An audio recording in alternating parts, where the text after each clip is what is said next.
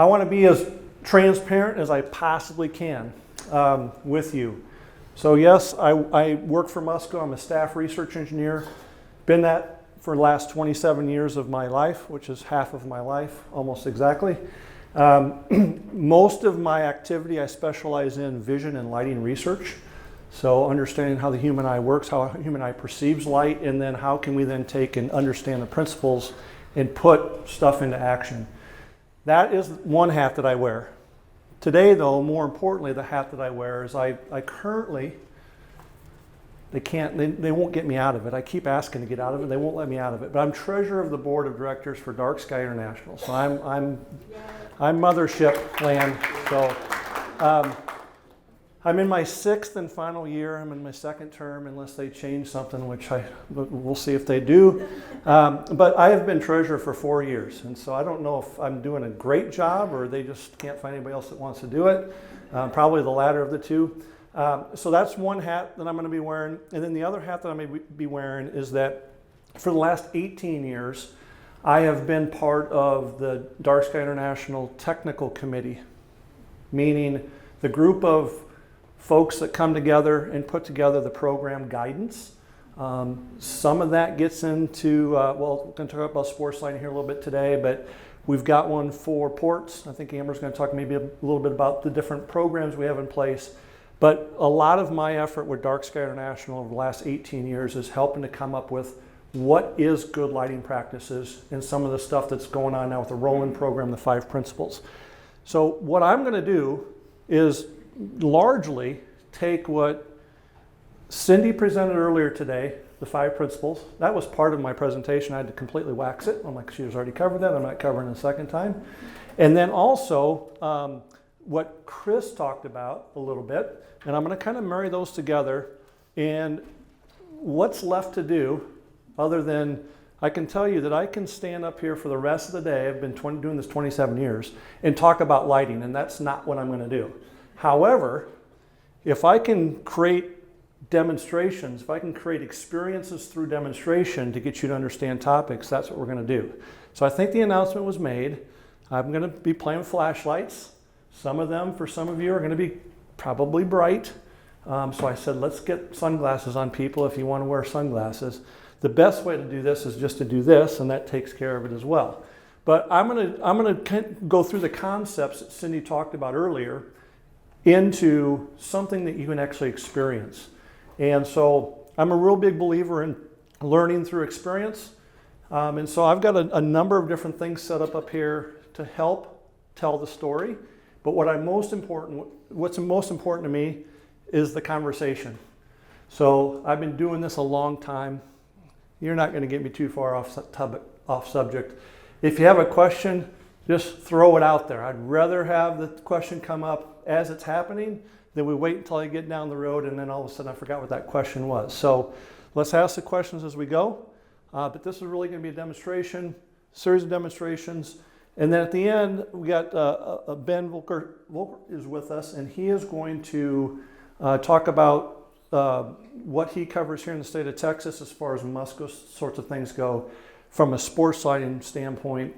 And I think there's a handful of them, communities that have gone through the DarkSky Phase 2 certification that are Musco. So want to answer those questions as well. So that's what I'm going to do. Those are the hats I'm going to wear. What questions do you have for me to begin with? Anything about DarkSky at all? Yep. You need us to turn more lights off. Yeah, turn them all off if we can. That's going to be best. How's the video? I'm certain that no one in here is afraid of the dark. I got to get over here.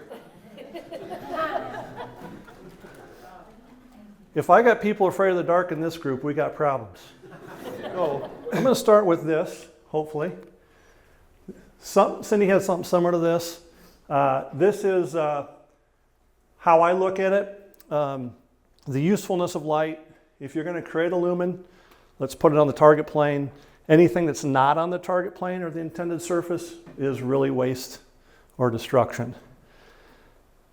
One little snippet that I want to add to Chris's piece of it, you saw the satellite imagery, the false color stuff. What you have to remember when you're looking at those images, they're real images, but If the lumen is not going up into the sky, if it's down on the ground, or it's being if it's totally harnessed on the ground, then you shouldn't have that at all. You do have a reflective component that gets back up into the sky. Unfortunately, the spectral characteristics of what gets back up to the sky that's reflected off, say, of a green grass is completely different than what's leaving the luminaire. And so one thing we got to think about when we're looking at some of that satellite imagery is that is light going directly up into the sky that's being collected there. And so from a sky glow standpoint, that's a big deal. But we're going to talk more about that as we go through this. Following on with some of the imagery that I think Chris had of the Flagstaff, I think, and Cheyenne sort of imagery. This was done by the same group of people. National Park Service did this. There was a retrofit done 10, 15 years ago in the Chisos Basin, which you folks know where that is, down Big Bend area. This was the before was the lighting of that visitor center prior to the retrofit, and then after the retrofit, you'll see the image on the bottom. What gets real interesting about this picture on the bottom, though, is that is an LED installation. So it was non-LED on top. It became an LED on the bottom. And you're like, well, I thought the LEDs created more brightness. They can if they're not applied properly. But if you take those lumens and apply it properly to where you need it, you can get this. The thing that really makes it even worse is that the image on the bottom, all the light sources on that stuff on the bottom is over 4,000 K. Uh-oh. Isn't 3,000 K or isn't everything got to be 3,000 K or less? When you start talking about the 5 principles, as Cindy mentioned, it's number 5 on the list for a reason. Color is important, but it is not as important as the other 4. So what I'm going to do is I'm going to do my best to demonstrate what that means in the next half hour or so. Questions on this picture? Questions for me yet? Okay. Here we go. See if I can do this with the microphone. I am using, to do this demonstration over here, well, first of all, let me ask the question. You see this little guy over here? Yeah. See the box that's on top of the post? There's a light turned on inside that box. Is anybody bothered by the light inside that box right now? No. Does anybody care what the color temperature of what's inside that box right now? No. If I can take the lumens that are generated and put it on the target plane or keep it concealed in what I want to do, am I bothering anything outside that box? Probably not. I can tell you that when I take the box off, it's on. Okay? That's 3,000 K, folks. It's a 3,000 K source. You didn't know what it was because you couldn't see it. Anybody have a problem with that little monster? So just color temperature by itself is not solving anything. All right? Now, to Cindy's point, what did you call this? You called this a lollipop or something, right? Well, I have 2 words for it. Okay. A glare bomb. Glare bomb, yep. And light pollution on a stick. Light pollution on a stick. That's what I was looking for. I forgot what that was. This is light pollution on a stick. All right? So, like the one on the right or the one on the left better? Why? It's not in my face. Shielded. No glare. Uh-oh. Even bluer. Isn't that cool? Use wrong word there. It's cooler, correct? Yes. Most people would say, can't have the one on the left. And yet, when I had the cover on it, pointing the light downward, I didn't hear anybody saying I want the one on the right. Everybody said I want the one on the left.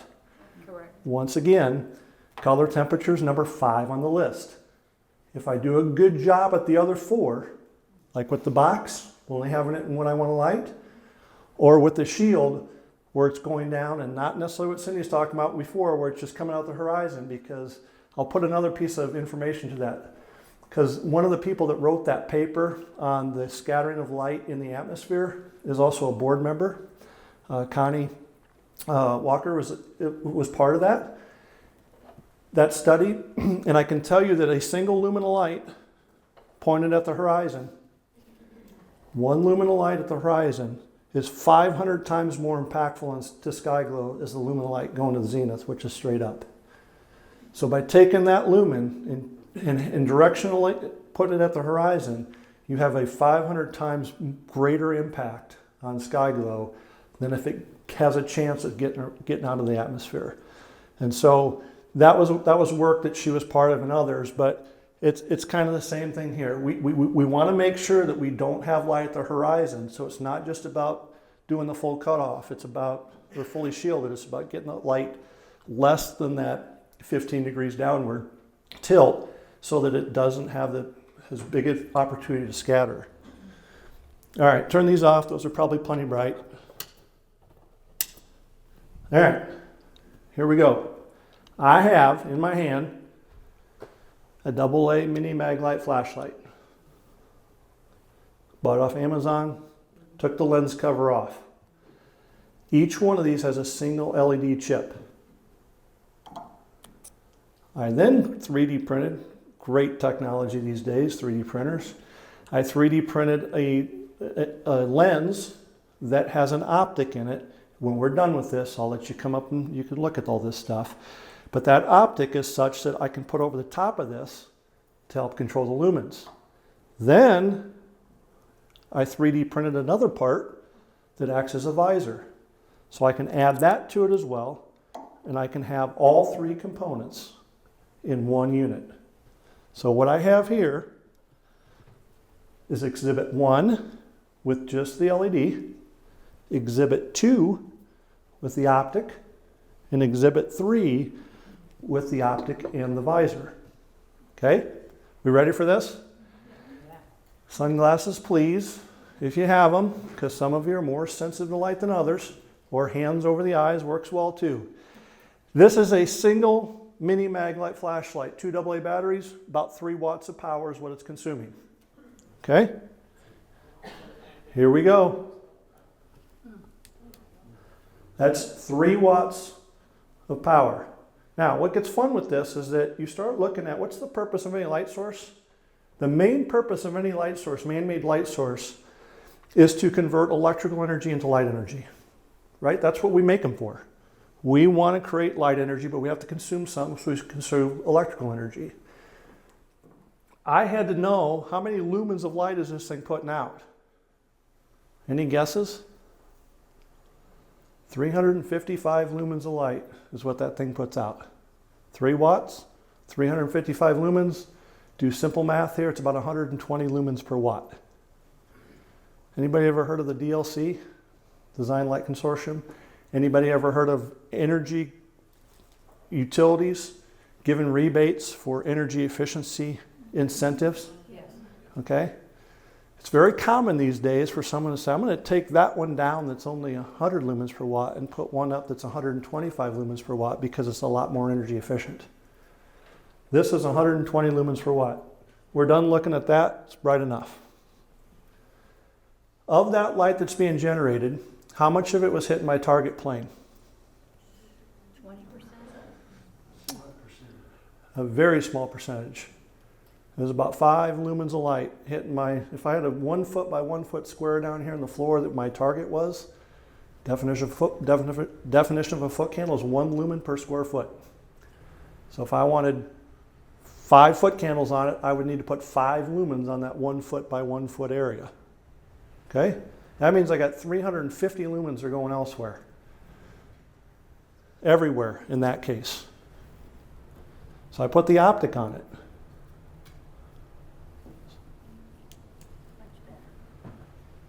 More light or less on my target plane? More. Order of magnitude more. I got about, instead of having 5 foot candles down here in this 1 foot by 1 foot, I got about 50 foot candles on this one. My efficacy, however, went down. Why? Because anytime you pass light through an optic, you lose light output.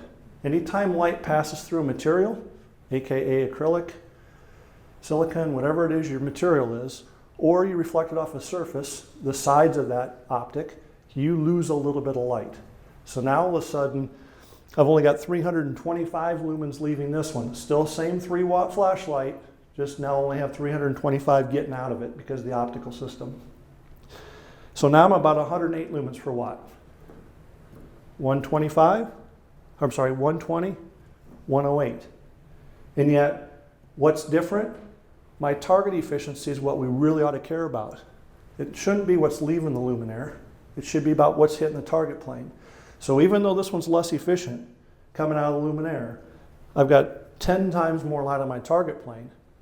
Anybody still experiencing glare from that little monster? Yeah. Why?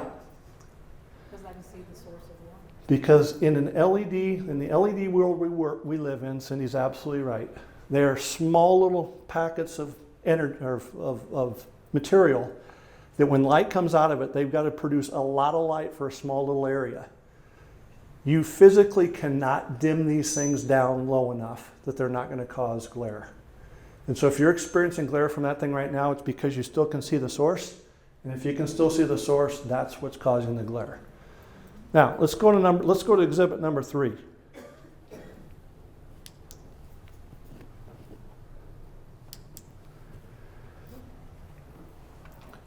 More or less light on my target with 3 than with 2. There's more. Why? Because this visor is not just about blocking the light, but it's also about repositioning that light that's being generated, put down the target plane. Still 3 watts. Now all of a sudden I'm only at 277 lumens of light coming out of it. Remember the world of incentives from utilities on doing better with getting that rebate? There's a chance the one on the far end there does not get the incentive because it does not hit the threshold of the lumens per watt necessary to get there. The problem with the metrics that we currently work with in the lighting industry is that they're all based on lumens leaving the luminaire. And so it's very easy for someone that doesn't know what they're doing in the lighting manufacturing sector to say, if I want to get the most lumens out of it, I just do this one here, right? Because it's 120 lumens per watt. This one is about 108. Now all of a sudden this one's at 93 or something, 95 I think is what it is. I may fall below that. And yet, what happened to my target plane? Isn't it about light in a target plane? Isn't that what lighting is about? Being useful of that lighting. I've got even more light on this target plane now than what I did in the second one. How has that happened? The visor takes that light that would otherwise come up and takes it back down. The question I haven't asked yet, I see there's less and less of you that are covering your eyes. Some of you have taken your sunglasses off. Is there glare coming from that little monster on the far right now? No. Why? You can't see the source of the light. Because you can't see the source of light anymore.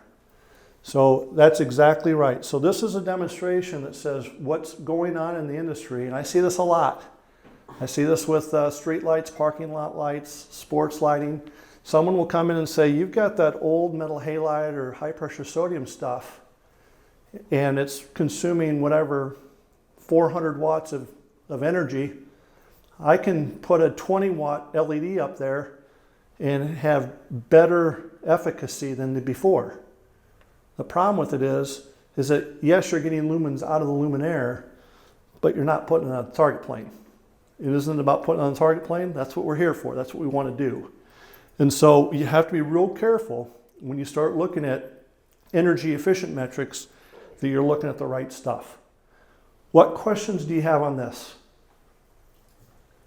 Is there anybody? Yeah, go ahead. So you said the rebate, if it drops below a certain amount of lumens that it puts out, so is there any effort to right-size that rebate?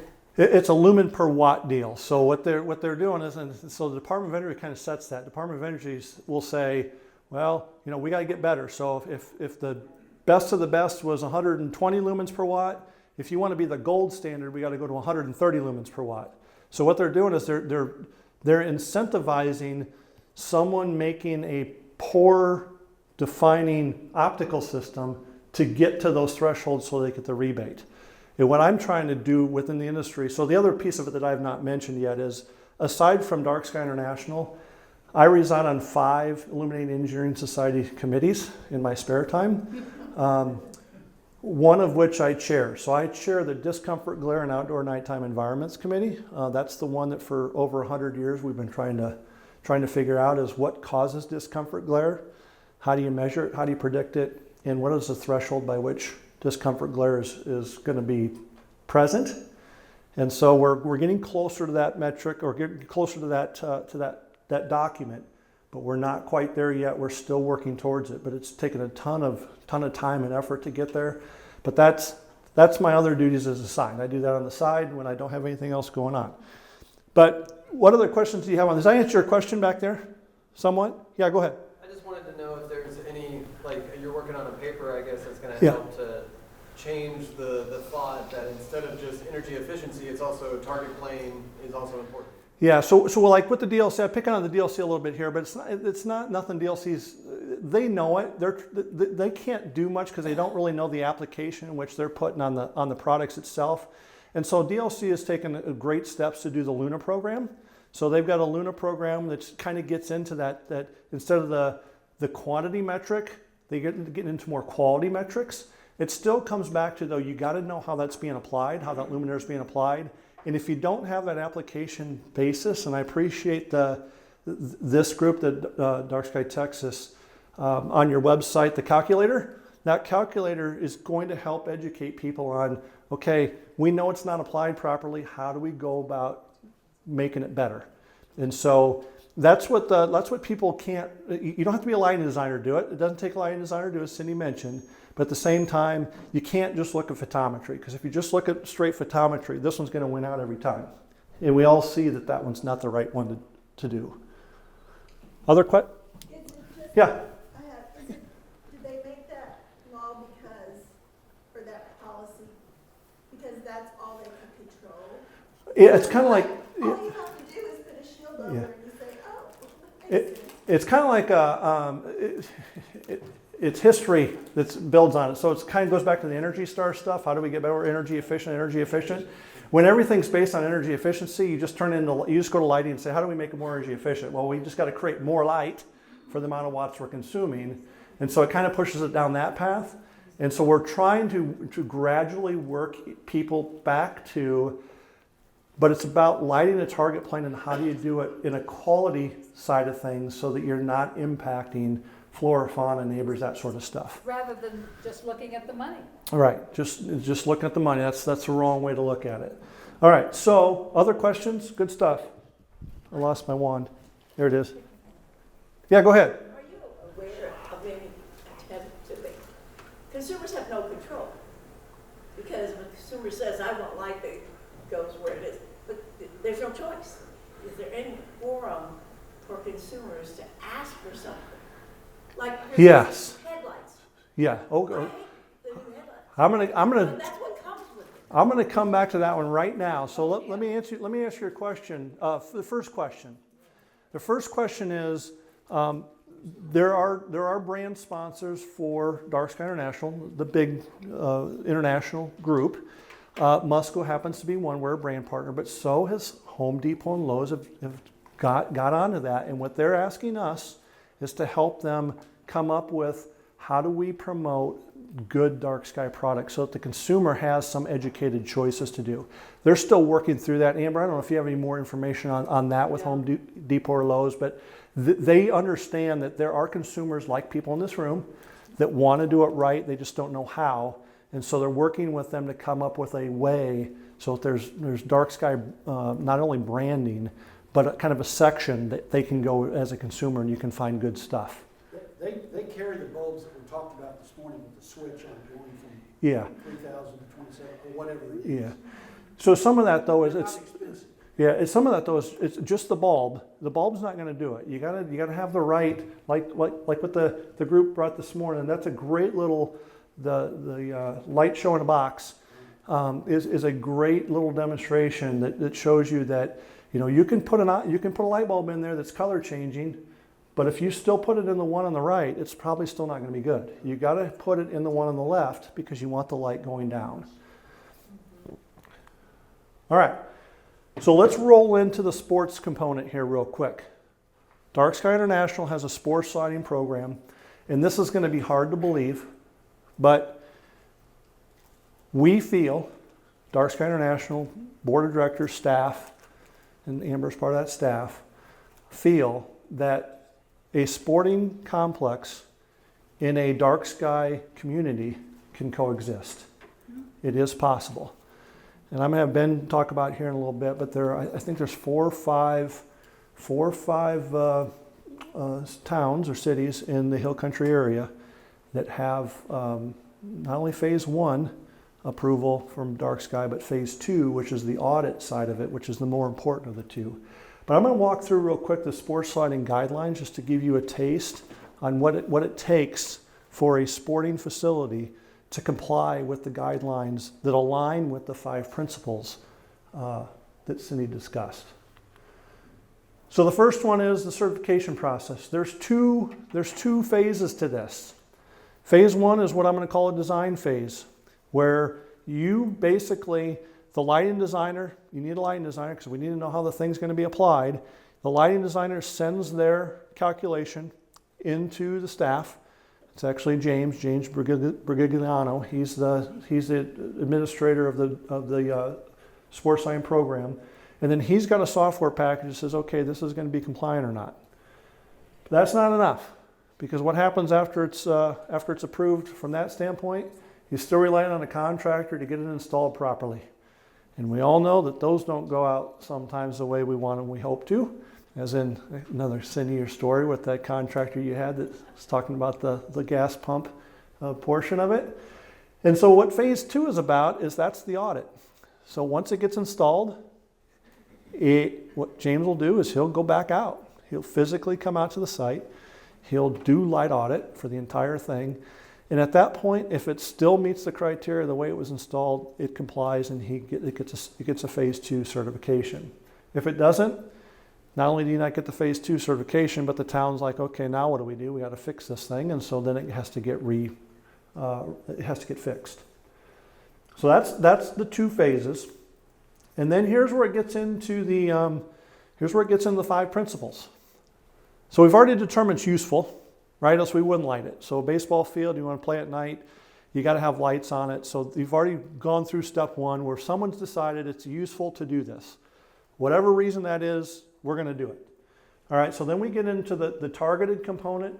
And the targeted component basically says, as you can read up there fine print, 85% of the light being generated by that system for that venue. Let's just call it a baseball field in this case. We're lighting a baseball field. You have to have 85% of the lumens generated hitting that target plane. That's a pretty high number, folks, for a baseball field. The second part of it is, and this is the one that gets you all the time, and this is where I'm going to agree with Chris a lot in what he said, but here's where I'm going to reinforce something he said that makes sure that you caught that, and then I'm going to talk about what I see. In his whole presentation, it was about sky glow. Everybody catch that? Talking about reducing light into the sky. What he said is absolutely fact. That is true. In my experience of 27 years of doing this, there's going to be a number of us in the room that are going to say, yeah, I got to be able to see the Milky Way. I got to be able to see that. But the vast majority of the people that are concerned about light pollution are not saying sky glow is the main issue. What are they saying is the main issue? Where's Ben at? Trespass, right, Ben? Because why? Because your second story bedroom window or whatever it was, that was light trespass. Or you can say glare, because that's another form of trespass. And so the bulk of the people that have a problem with light pollution are going to be in that boat and not in that I got so many lumens up in the sky. Not that it's not important, I'm not saying that. I'm just saying that that's the vast majority of it. So when you start looking at the second paragraph there, 1,000 candela, a house porch light, 60-watt house porch light is going to be sub 1,000 candela. You get beyond that and you're going to be well over 1,000 candela. Now, that house porch light though, that's pretty bright.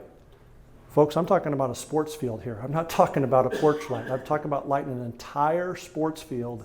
And when you're standing off site, 150 feet away from it, and you look back at the sports field, you cannot experience from any one luminaire aimed to that more than 1,000 candela, more than what a single house porch light would have. That is the biggest criteria with the whole thing. If you can drive up to the site and not even know that the field is on before you ever get to the site, that's pretty good. That's pretty good success. The low light level, what it says there, what the document says there is that you need to conform to the IES guidelines, but you can't have more than 10% above that. So if it says you need to light it to 30-foot candles to play the sport at that class, you can do no more than 33-foot candles. Okay, you cannot light it to 100-foot candles just because, oh, I want to do that. You have to stay within that 10% above the target. The controlled piece of it, one of the things that is absolutely present in the program is a curfew. Lights must be off by 11 p.m. Now, there's going to be exceptions to that. All right, there's going to be a tournament that needs to extend it beyond that, but on any given day, any given night, you need to have a curfew that the lights are off by 11 p.m. And you need to have an automated management system so that those lights are off at that time. It's not just going out there and flipping the switch. It's you have to have an automated control system so those lights are off before that curfew. Color temperature, this is the one that throws people for a loop a lot. The guidelines say the sports field can go up to 5,700 K. Anybody heard that it's okay to go 5,700 K anytime at this point today? Only on a sports field. Only on a sports field. Why? So here I'm gonna tell you the rest of the story. Anybody know Paul Harvey? Here's the rest of the story. We've heard all the bad about blue light and everything that it does negatively. There's one real key part of the blue light that you cannot ignore, and that is blue light has an alerting effect in your system. It keeps you alert. If I'm playing a sport, I want to stay alert. Most of the sports that have lights that are lit outside are team sports, and nearly every one of them, I can't think of any that aren't right now, but I'm not going to say all of them, have an object in space that you're trying to track. We have to be able to see that object in space, and so that's why the technical committee, when we put this together, said for sports at this point and sports only, we can go up to 5,700 K. Now, it also says, hey, if you can do it, if you want to do 4,000, 4,500, 3,000, do it. But we're not going to tie your hands behind your back because of that alerting effect on that, from that part of the spectrum. Questions on that one? That's the color piece. Yeah, go ahead. Yeah, I don't think that the players in the field get sleep during a game. Yeah. Immediately below that. Yeah, so it's not just the players, there's a spectator component there as well. And so the spectators, fans sitting in the bleachers and stuff, they're there watching the game, that's why they're there.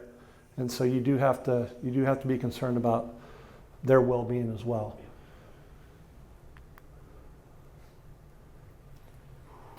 Another piece of it, I saved this one for the end, talk about no light above the horizon. I will be the first to tell you, and I'll continue to say this story. There is no point in lighting a baseball field if you cannot play the sport.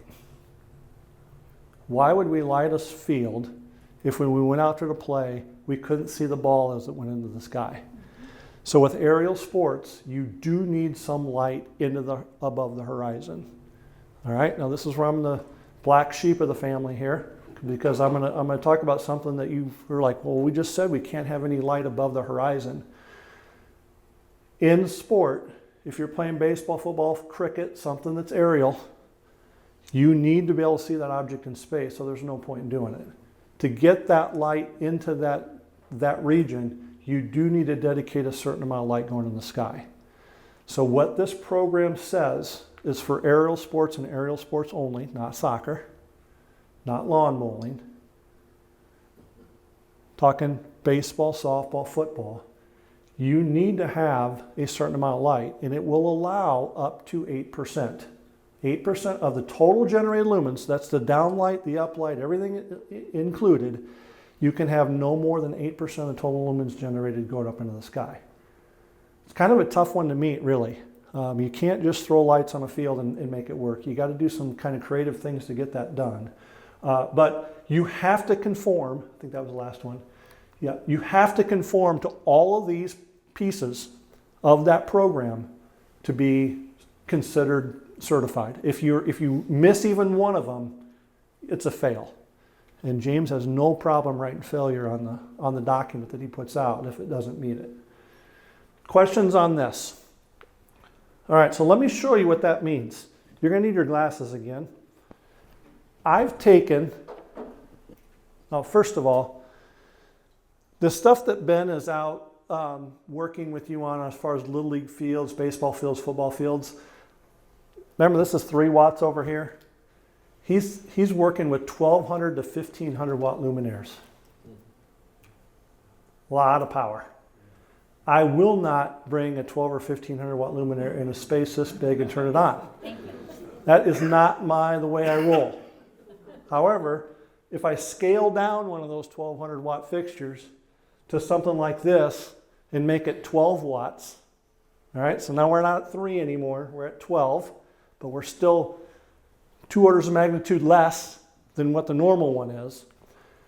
I'm gonna go through this, and I'm going to show you what I talk about when I say how sports lighting is different across the industry.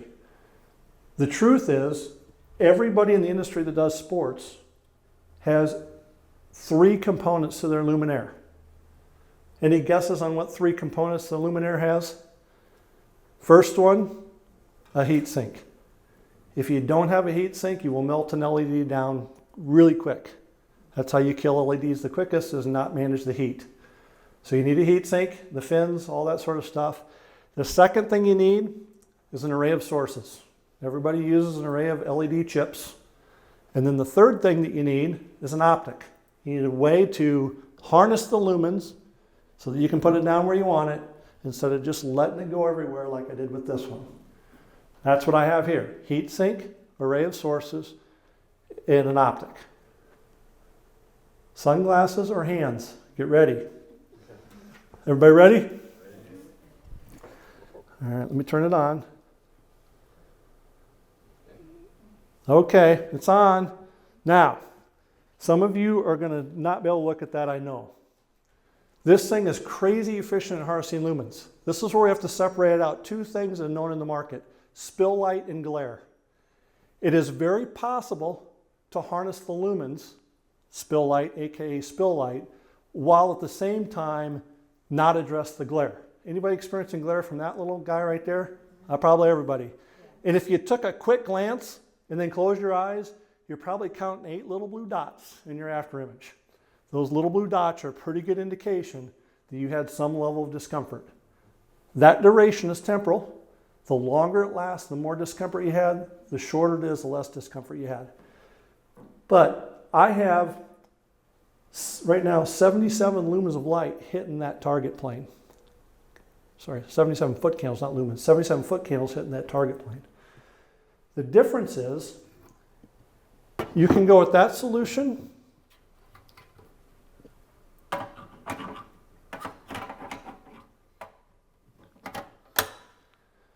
or you can go with that solution. What do you think happened to the light level on my target plane by adding that thing on there? Increase. It went up. I'm at 90 foot candles now. So this thing took those lumens and even put a higher percentage of them down here in my target plane. And yet, anybody experiencing glare from that thing now? No. And the reason why is because, Cindy, again, We're not seeing the source. you're of not light. seeing the source of the light. In outdoor environments, there are really 3 ways to address glare. You can shield it like this, where you're not seeing the source. You can indirect the light up off another surface so you don't see the sources and have the light come back down. Not very practical for outdoor environments.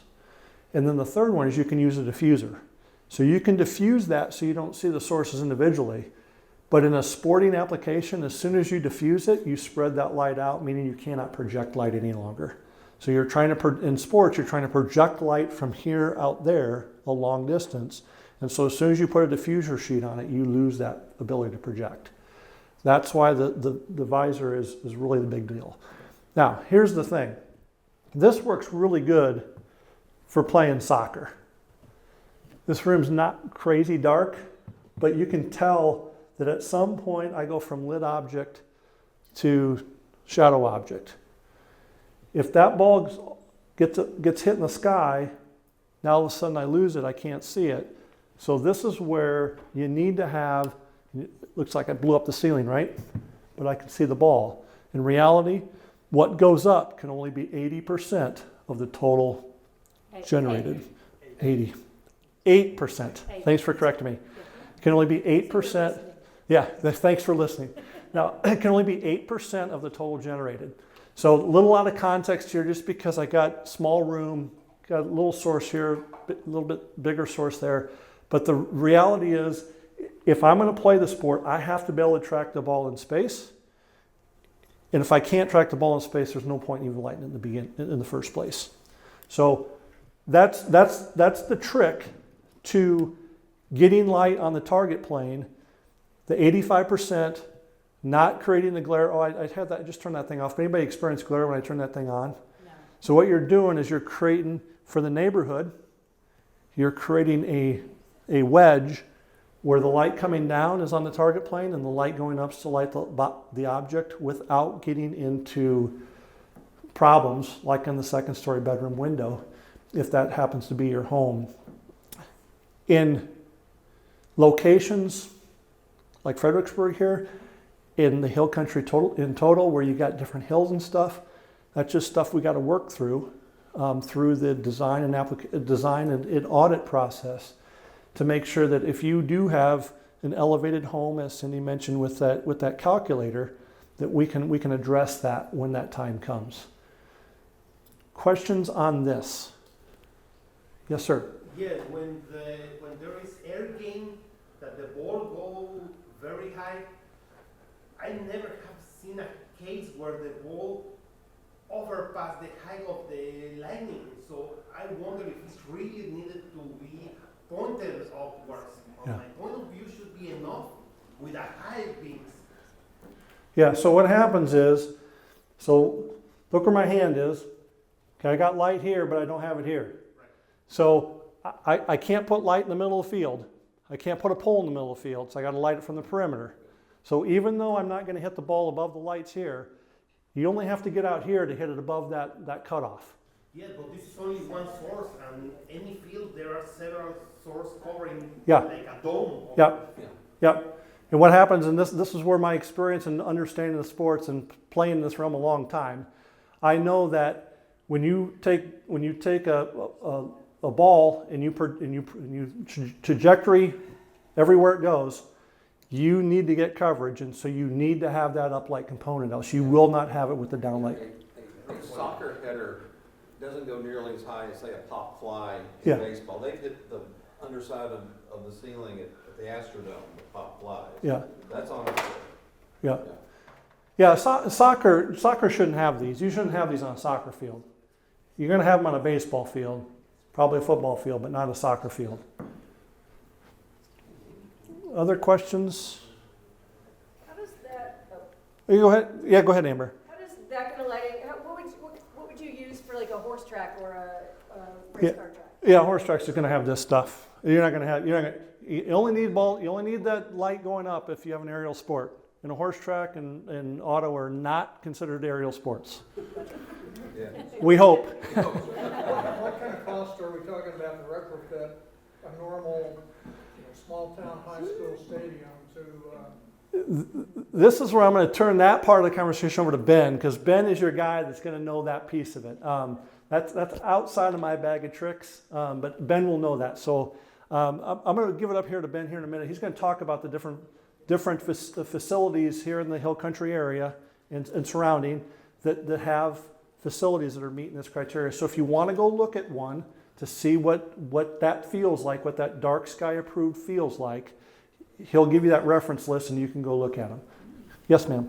Are those lights shorter than the regular ones on regular field? Poles, how do the poles? The pole heights are going to be the same.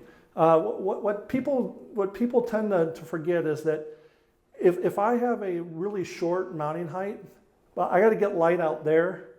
It kind of happened out here in this parking lot. If you've looked at it, anybody seen the pole in the middle of the parking lot out here? The fixtures are supposed to be mounted like this, but if you look at it, if you haven't already, I'm like, that's kind of curious that you're kind of light pollution minded people and haven't seen it yet. But they're all tilted up like that. Both of them are tilted up like this. Why are they tilted up? Because I got to get light to the edges of the parking lot.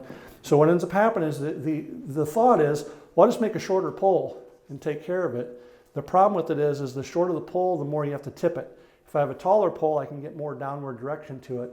And so it maybe is a little bit counterintuitive, but that's the way it works. Yeah, limiting the pole Yeah. is not a way to reduce light pollution. Yeah, limiting the pole height is actually counterproductive. Yeah, doesn't work. Other questions? Did I miss somebody? All right, Ben, I'm going to turn over to you for a couple minutes. If you just want to tell people a little bit about you and then the idea with the what we have here. And So like Brad said, I'm one of the sales reps for Musco in Texas. Not only is Brad a Musco team member, but he also forgets to mention that he's the smartest guy at our company. So, not true. Me and a lot of the other sales reps in the field, we don't have quite the technical We'll put this on you so they can get this on the Sounds deal. good, thank you, man. We rely on him a lot, to be honest with you. In my personal experience at Musco, I've been with them for a little almost 7 years now. I've been in the Texas field sales role for about 1.5 years. Before my time, the first Dark Skies certified project that we ever did was out in Round Rock. Now we've done a couple in Dripping Springs. We've done one in Bee Cave. We just completed one in Bernie, Texas. Most recently, we had a baseball softball field at Wimberley High School that just went through the phase 2 commissioning of the Dark Skies process. So it is something that we get asked about in pretty much every sales meeting we have anymore, whether it's on the East Coast or the Hill Country and the DFW Metroplex. Everyone's kind of trying to eliminate sky glow and do some version of this, but we get the term thrown around to us a lot, like, hey, we make these tennis courts dark skies, make these baseball field dark skies. And it's our job to kind of educate our customers on what that exactly looks like, because kind of like Brad alluded to, there are so many LED lights anymore in the world. A lot of our customers will get told, hey, you're getting LED, we're gonna direct it onto your field, and you're gonna meet dark skies. As he talked about when he used the tabletop demo over there, there's a big difference to getting the right amount of light on a field for playability and also eliminating the amount of candela than there is just saying, here's the amount of light you need to play this football game and you're good to go. That's kind of all I got, man. I mean, if you guys have any customers, anyone within your city that is looking to do a project that meets dark skies, like I said, we have 8 sales reps around Texas. So I cover Buda down through San Antonio and then east and west a little ways. We have a gentleman in Austin. We've got 2 in Houston, 2 in DFW, and 1 out in Midland.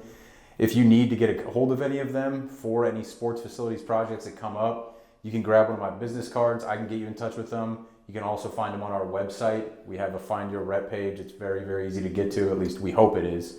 And we can get in touch with you guys that way.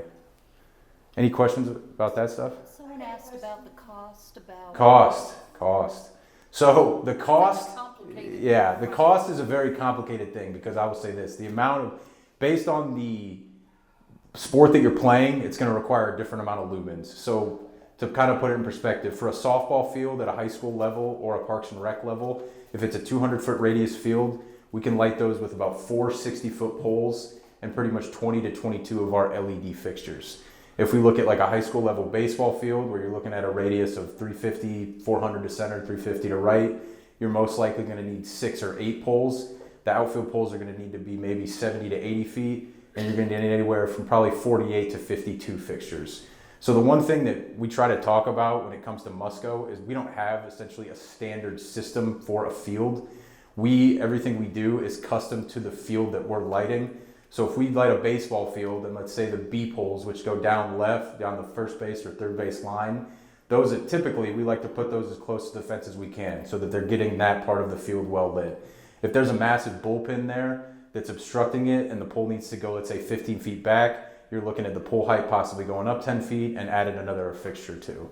The other reason that the cost of things is kind of always changing is the installation from contractors can be different per project.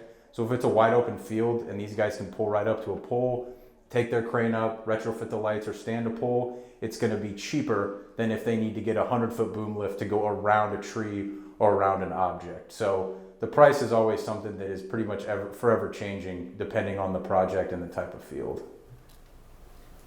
Yes, So ma'am. outside of being good citizens to, go to dark skies, what's our selling point for telling these people why they need to do this? They said, well, we've already got a system here that works and it's gonna cost us a fortune to redo it. Yeah. So I would say one of the big things is anymore, the HID and high pressure sodium bulbs are harder to find and harder to replace year by year. I have customers all the time that are saying, hey, we want to do a patch job on this field, or we want to just kind of re-bulb it, and those can be harder to find, and it ends up becoming kind of a band-aid year after year. The one thing that I would say specifically to Musco, away from the light aspect of things, is if we work on a new field with new poles, and it's got that structure over there that's on our diagram, it's a 25-year parts and labor warranty. If we retrofit a field with existing poles, let's say it's a non-Musco pole, it's a 10-year parts and labor warranty. But the one great thing about our warranty, other than the product and the labor, is we also guarantee the light levels and the candela values of that lighting system for the duration of the warranty. So for instance, we just did a project out in Boerne, Texas. It just sold. It's going to be a big complex with pickleball courts, soccer fields, a basketball court, and all that stuff.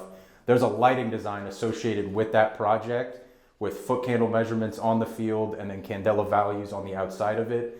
If 4 or 5 years go down the road and let's say it gets dark in a certain area for some reason, that's when the community or whoever's in charge of that facility can get a hold of myself or a local sales rep. We go out, we measure it, and if it's not meeting the photometrics that we promised in the beginning, we find a way to tweak it. It can be a difference as sometimes lens needs to be cleaned, sometimes it's tilting the fixture down a little more. There's a multitude of things, but that's what I would say is other than just the light itself, it's the warranty. I could dive into other stuff as well about the way our system's built, with the way there's no exposed wiring at the top of our poles. We have drivers, which is the one faulty part of a tall light pole. Those are remote. They go in a box 10 to 15 feet above the ground, so there's never going to be a need to go 80 feet in the air on a Musco pole. And if there was, it'd be covered by our warranty. So there's a couple other things like that. Does that kind of help? Yeah. Yes, ma'am. I have two questions. One, are there any state incentives for school districts or communities, cities, municipalities to change out their lighting for some of their parks? So kind of like Brad alluded to, I have had a lot of conversations, at least just with CPS down in San Antonio. I don't know exactly how their process works, but they have told me that they have incentive programs that I can introduce school boards or schools to them on, and there can be incentives. The one thing that Musco does a ton of when it comes to Little Leagues, U.S. Soccer, we have grants that we can help people with and partner with them on. So that would kind of be, we can help people with procurement process as much as possible, honestly. And my second question is, how many companies are doing what y'all are doing? I mean, is that just the wave of the future, or is there very little competition in the state to provide this kind of lighting? So I'll be really honest. I obviously work for Musco, and Brad does as well. There's a lot of companies out there that are offering LEDs, but there is not another company out there that is offering the full system when it comes to warranty, light control, controls of the lights as well, system, the way the product's built, and all into one. As far as the market goes, there's lights at Home Depot that I've heard schools say, oh, we might take a look at that, or one of a local contractor propose something like that. So there are a lot out there, but they're going to be different than everything we offer. Let me add one. Yeah, go ahead. Yeah, let me add one more. Let me add one more piece to that. Your second question. So the idea is the program is a dark sky program. Anybody that has a solution that meets that application can go send it in to James. James will review it. To my knowledge, being on the board of directors and having conversations with the staff at various times, basically every month, I'm having a conversation at a board level with the staff. to my knowledge, there's only been, and this isn't in Texas, this is in the United States, there's only been one other entity outside of Musco that's been approved. Not saying that we're the only ones that can do it, other people can do it. Obviously, there's been one other one that's taken that path. But you do have to jump through a lot of hoops and have a product, not only the product like this, but the know-how and how to apply that product to meet the intent of the program. And so you will not be able to do this if you go to Home Depot and just grab fixtures off a shelf and try to do it, or luminaires off the shelf. That won't happen. You have to have not only the technology in the product, but you also have the know-how to do it. And so that would be one of the things, again, you can go through Amber to get that from her with respect to the different things that are out there. But I know in talking with James, there's only one other that I know of that's in Oregon someplace that they've run a sports lighting through and had it work. And I will second that as somebody who is working for a city to try to help the sports people find lighting. Nobody touched it. Nobody could touch the control that we found that Musco could do. Well, I just wanted to know if is the market moving that way? Oh. Yeah. Or, y'all are on the cutting edge, because that would be great if they were moving that way. Yeah, so let me see that. Yeah. So I get the question now. So during one of our breaks, I talked to Ben, because being the legislative piece of this and trying to work through the state, how the counties, all that works and stuff. One thing that you all need to know, we didn't talk about it yet, is that DarkSky International, the formal body, The mothership. What's that? The mothership. The mothership, that's a good way to put it. We have introduced legislative templates and ordinance templates that can be used by advocates to work with your communities, lighting ordinance stuff. And so the idea is, like with the sports, is it's built into both of those. So it used to be that ordinances or sports lighting was exempt within ordinances. And what these two pieces of these two documents are, the legislative piece and the ordinance piece, is it does not exclude sports. So if someone adopts it, they've got to choose one of three patterns to go with it, to go to the sports side of things. But what we're seeing is, and this is what I'm seeing as from DarkSky International, it wasn't not too long ago where our total operating budget was a really small number. We are this year at an operating budget, DarkSky International, of one that's about 4 times what it was just a couple years ago. So we are trying to increase our outreach, not only here in the United States, but worldwide, so that people are doing the right things to minimize light pollution. And my belief is that as it continues to snowball and gain traction, things will start taking place and we'll start getting better and better stuff. So I think DarkSky's on the cutting edge of this thing, particularly with sports and some of the other programs.